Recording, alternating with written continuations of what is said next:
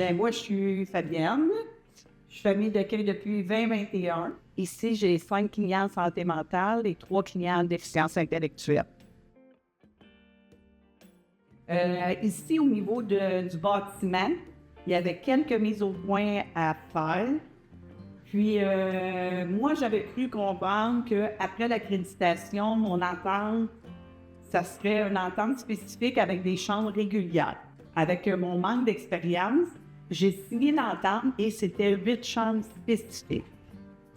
Ce que ça fait, les 8 chambres spécifiques, ce que j'ai compris, après le départ d'un de mes résidents, j'ai compris qu'il fermait la chambre. Ça m'a créé beaucoup de stress, beaucoup d'insécurité financière. C'est bien sûr que j'ai interpellé ma travailleuse sociale, mon intervenant pivot. Même eux ne comprenaient pas le pourquoi, parce que je rencontre tous les critères, mais j'étais pas sollicitée pour des nouveaux résidents. C'est à ce moment-là que j'ai eu besoin de mon syndicat, de mes 2 carils d'amour. La DRAC et la CSD m'ont très bien accompagnée.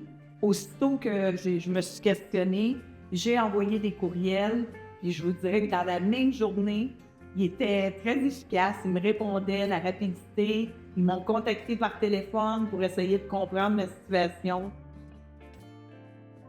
Maintenant, c'est réglé, j'ai une chambre régulière, puis comme ils m'ont expliqué, au fur et à mesure, si j'ai un autre départ, ça va falloir encore que je passe par le processus, mais ils vont remettre la chambre régulière. Ma relation avec la DRAC ou la CSD, je trouve ça vraiment intéressant. Moi, je participe à toutes les cafés rencontres qui se font, ou presque, des rencontres annuelles.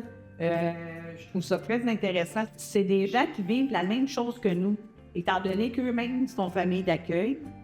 Fait que ce que j'apprécie, c'est le bagage, leur expérience.